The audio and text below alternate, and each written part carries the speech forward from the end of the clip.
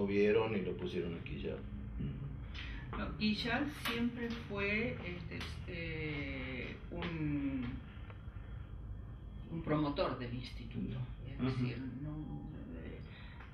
ayudó y colaboró, y Balseiro tenía una muy buena relación con Guillal, y yo he oído comentarios de otra gente, de Buchler, por ejemplo, de un amigo mío, que está en Viena ahora, que decía que Guillal era un tipo muy decente y muy capaz, muy inteligente,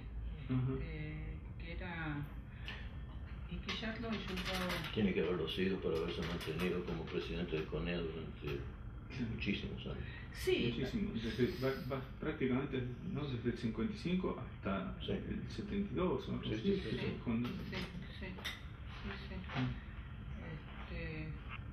Y para Balseiro era importante esta relación con Guillal, a pesar de lo cual yo recuerdo, y no sé si vos también, ¿no? Era prácticamente todos los meses Balseiro viajaba a Buenos Aires a pelear los fondos, no venían, entonces había que ir, a veces iba él, alguna vez lo acompañaba Macmillan, otras veces Balanzat, ¿viste? Porque la primera etapa fue muy dura en ese sentido, y me parece que si no hubiese contado con el compromiso del personal que había, del staff, de los profesores, de los ayudantes, no sé si hubiera sobrevivido. Porque era gente para quien la profesión significaba mucho, y acá podían, desde ese punto de vista, creo yo, podían trabajar bien en lo que querían, sin interferencias, etc. Entonces la gente un poco trataba de ignorar el tema económico, y tenías más o menos la vida solucionada, no tenías mucho en qué gastar plata en ese momento, pero tenías vivienda, estaba el comedor que te daba comida, y bueno, ¿viste? Y si tardaban en pagarte, qué sé yo. Claro, eso existió bastante, ¿no? Durante bastante tiempo, sí, durante bastante tiempo. Y eso de alguna manera fue también un desencadenante para que alguna de la gente que estaba acá desde el principio en algún momento decidiera irse.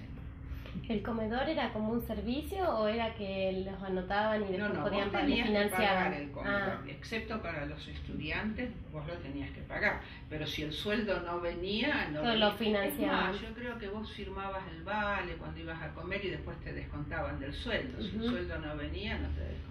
Pero eran todos empleados del centro autonómico. Eran todos, o las familias, ¿no? No era una concesión. No era una concesión, que pertenecía a la comisión. Sí, esto siguió así hasta los años 70, por lo menos. Sí, por lo menos. Yo estuve más. Sí, nosotros teníamos hasta una cajita de vino para mesas de 6 cuando éramos estudiantes. Sí. No, Bueno, ¿y vos, Norma, puedes contar cómo llegaste? Sí, pues yo llegué en el 56, cuando empezó el primer periodo del 56, creo que agosto, fines de agosto. En ese momento yo vine con quien era mi primer marido, con quien estuve casada durante muchos años, Rodick. Él era ingeniero electrónico y venía a trabajar con Abele. En ese momento él trabajaba en la Standard Electric, y alguien le dijo que la comisión estaba buscando ingenieros electrónicos, y fue, y Abele le hizo una entrevista en Buenos Aires, y él vino a trabajar con Abele al laboratorio con lo que Abele hacía, y además era ayudante también en la cátedra de experimental, también era ayudante, tenía un cargo de Cuyo. Yo no era nada. era muy joven, tenía 20 años, y lamento que era joven y tonta en ese momento, porque muchas cosas que ahora las pienso, podría haberlas pensado tal vez en ese momento y haber visto otras cosas, pero no las vi, digamos. Me acuerdo muy bien de Balseiro, quien era, Balseiro tenía 35 años en ese momento, es decir, que era una persona muy joven, pero inspiraba para nosotros mucho respeto.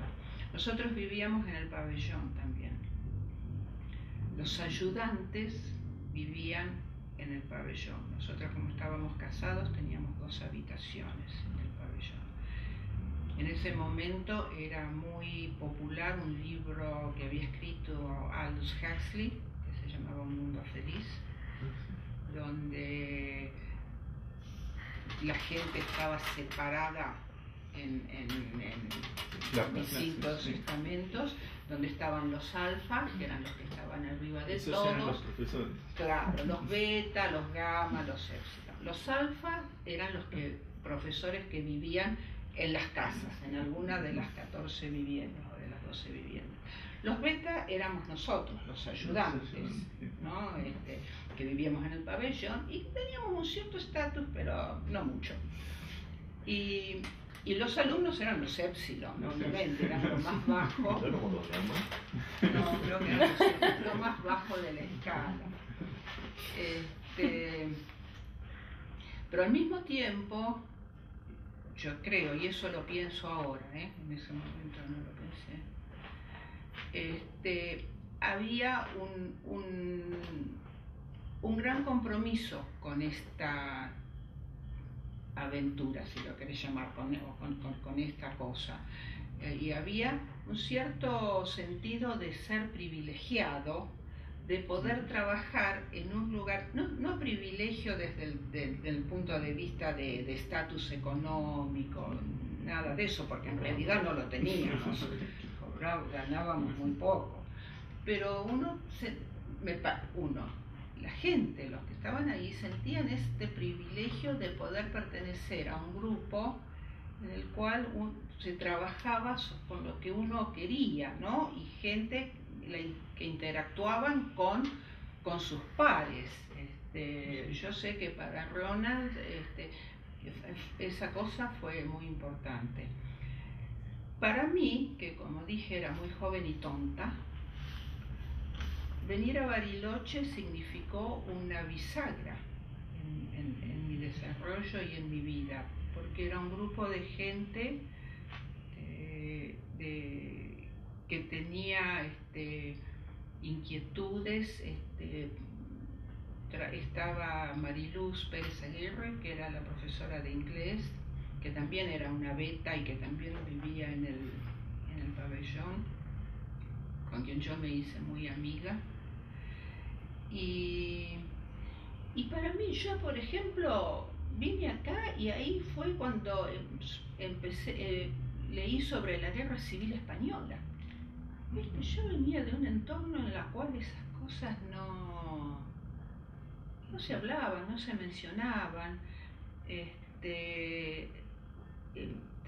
Entré en contacto con el teatro, digamos. Leo Farikov era alguien muy culto y muy dado y que compartía mucho todo lo que sabía.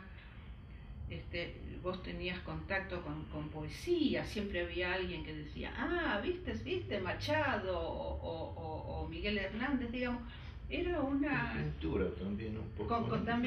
Digamos, era un entorno que era muy enriquecedor, en verdad, ¿no? Armaron un coro, ¿no? Había un coro que lo dirigía Tommy Buch, a ese coro, al cual Leo y yo nunca pudimos entrar. Él no me deja ni siquiera cantar el himno a mí porque desentono, imagínate cómo será. Leo tampoco. Leo también, era terrible Leo. El primer cineclub que hubo en Bariloche fue en el instituto, organizado por Moretti. Y había, sí, fue todo un esfuerzo, porque, viste, conseguir las películas, que vinieran, llegaban, no llegaban, llegó la película, había que ir al pueblo, buscar la película, después alguien se tenía que ocupar de mandarla de vuelta. Y es decir, que no era trivial la cosa, ¿no? Alguien se tenía que dedicar. O sea, el proyector del cineclub se compró más o menos en claro, esa época, porque claro. Una máquina cara. Sí. ¿Y te acordás qué tipo de películas pasaban? ¿Alguna? Y se pasaban las películas, ahora sí, no me acuerdo de los títulos, pero las películas más bien de cineclub, ¿viste? Películas que estimulaban a la discusión. Sí, no me acuerdo si eran 8 milímetros o 16, que se hablaba de ese tema siempre. Sí. Así que en ese sentido para mí fue importante. Después nosotros nos fuimos en el año 59 y vivimos en Estados Unidos hasta el 74. Pues cuando yo volví ya estaba divorciada y bueno, me hice cargo de la biblioteca y eso. Pero para lo que también quisiera rescatar de todo esto es que hemos formado en ese momento amistades que han perdurado aún hasta ahora, pero esas amistades muy profundas, a pesar de que muchos de nosotros, que éramos todos jóvenes, nos desarrollamos de distinta manera y con distintas filosofía de vida o ideas o lo que vos quieras llamar.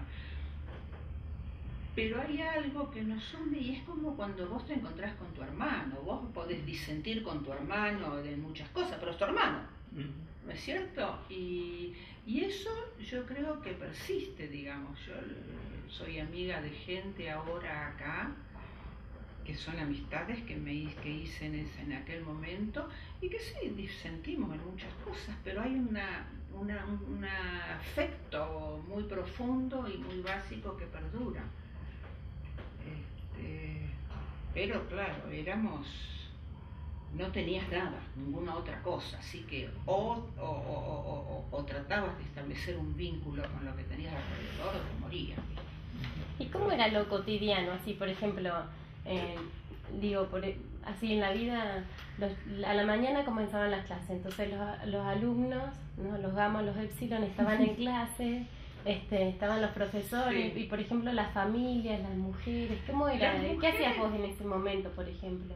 Yo no trabajaba, no había tampoco nada como para empleos. Ni siquiera tenía que hacer la comida. Claro. No, yo en general me vinculaba mucho con Mariluz, hacía cosas con Mariluz, veníamos al pueblo juntas, ella enseñaba en el Colegio Nacional. Yo hacía todas estas cosas que sigo haciendo ahora, de coser, de tejer, de ese tipo de cosas, de leer mucho. Salíamos a caminar con Mariluz, ella siempre tenía alguna idea brillante. Una vez nos fuimos a caminar a la península de San Pedro, viene un día me golpeé la puerta, era muy activa. ¿Querés que vayamos hasta la península? Bueno, dije yo. ¿Querés que vayamos a juntar flores a la península? Bueno, fuimos a juntar amapolas, era la época de las había unos enormes campos de amapolas en la península que ahora ya no están más. Y entonces juntamos amapolas, pero había algunas que no estaban abiertas todavía. Entonces las trajimos igual a la habitación y en el baño les hicimos la cesárea. Para que floreciera, para que se abriera la amapola. Eso era. Las mujeres que vivían, las mujeres de los alfa, tenían una vida, yo creo, mucho más dura que la que teníamos Mariluz o yo, las mujeres que vivíamos en el pabellón, porque tenían todas ellas familias, tenían hijos, de los cuales había que ocuparse, y la vida era muy difícil para ellas. Por eso yo decía la vez pasada que alguna vez alguien debería ocuparse de escribir sobre las mujeres del centro atómico. No me refiero a mí misma ni a Mariluz, pero a las mujeres de esta gente que para ellos era una vida muy estimulante, porque hacían lo que querían, tenían relaciones con gente que pensaba como ellos, discutían de las cosas que les interesaban, pero las mujeres, que eran todas en general mujeres con educaciones universitarias, muchas de ellas o casi todas, no tenían mucho para hacer. Es decir, que me imagino yo, en ese momento a mí nunca se me ocurrió hablar, pero no sé si hubiese podido hablar con ella, yo era joven. Muy frustrante. Bariloche era una aldea, Claro. Tenía 15.000 habitantes. Bariloche era una aldea. Claro, de hecho se generaron varias cosas culturales dentro mismo del club, claro. Después, por ejemplo, no había colegio secundario. Recién después, mientras nosotros estábamos acá, se creó el colegio secundario, que funcionaba en un lugar muy chiquito, cerca de donde ahora está la escuela alemana, por ahí. Existió de antes en lo que era la biblioteca empezó funcionando en la pero biblioteca cuando nosotros Sarmiento. venimos creo que se empezó a crear el Ángel Gallardo. Puede ser. Y algunas de estas mujeres, como la señora de Balseiro, la señora de Prieto era el administrador del centro atómico, bueno, muchas de estas, la de Platzek, fueron a enseñar al colegio nacional, y se encontraron también con mucho rechazo, porque algunos de esos cursos eran dados por gente del pueblo. Por ejemplo, el curso de matemáticas lo daba un ingeniero que vivía acá. La señora Balseiro era profesora de física y matemáticas, entonces cuando se abrió esta posibilidad, ella se presentó y ella ganó ese concurso, con lo cual le quitó, la cátedra al otro. Es decir, había un rechazo muy generalizado, y aún ahora... Que provenía de la experiencia Richter también, ¿no? Provenía de la experiencia de Richter, pero provenía también de varias cosas, me parece. A mí éramos gente que vivía medio aislada, y aún ahora, yo que después, con los años, me he vinculado más con el pueblo a través de la biblioteca Sarmiento y todo eso, somos considerados medio aparatos. Y en ese momento más todavía. Y en ese momento más. Por ejemplo, los médicos les va a alguien del centro atómico y dicen, del centro atómico. Pero no solo eso, sino que había una cierta desconfianza por También. parte del pueblo cuando recién llegamos, porque y todo ese primer periodo, debido a la experiencia de Richter, como dije recién, porque Richter de alguna manera creó mala fama, se sabe que yo oí, no sé cuán cierto eso, ¿no? De orgías que había, organizadas, sí. ¿Y vos? Pero el derroche de dinero por parte de Richter, eso... No, y también capaz el temor por la tecnología en sí, porque por ahí también popularmente esta distinción entre generar energía y armar una bomba, ¿no? Por ahí con las experiencias de Hiroshima, por ahí culturalmente también... No había tanto rechazo en ese momento, me parece. O sea, ustedes sintieron eso desde... en el pueblo, sí. Después, bueno, el pueblo se dio cuenta, el pueblo que empezó a tener hijas en edad casamentera, empezó a darse cuenta que esta era una buena fuente de algo. Y bueno, y entonces hubo algunos matrimonios muy tempranos, etcétera. Tuvo que pasar 2 o 3 años para que bueno, eso empezara. Pero yo creo que eso también influyó en el acercamiento. Es lógico además, digamos, alguien que vos no conocés y que... Y de hecho estaba apartado. Estaba apartado. Además, en la época en que había un cierto cuidado en la vestimenta, ¿no? Por ejemplo, Leo Falikov, me acuerdo, y muchos, no solamente Leo, pero Leo era uno de esos, que iba a clase de traje y corbata. Moñito, esas corbatas moñito. Tenía un traje negro a rayas blancas que nosotros le decíamos el traje del cafillo, ¿viste? Porque era esos trajes. Y había alguien, Kittle, el hermano de Jorge Kittle, Pablo Kittle, que después se fue a Chile, se paseaba por el pabellón de administración en pantuflas, en esas pantuflas de tela de afelpada, ¿viste? Y con un pantalón, era más bien voluminoso, con la camisa que le salía fuera del pantalón. Y el que era el administrador en ese momento, que era el capitán Cabrera, la vista de este muchacho sí lo ofendía profundamente, porque todos no podían ser como Falikov, que iba a clase de traje y corbata, ¿viste?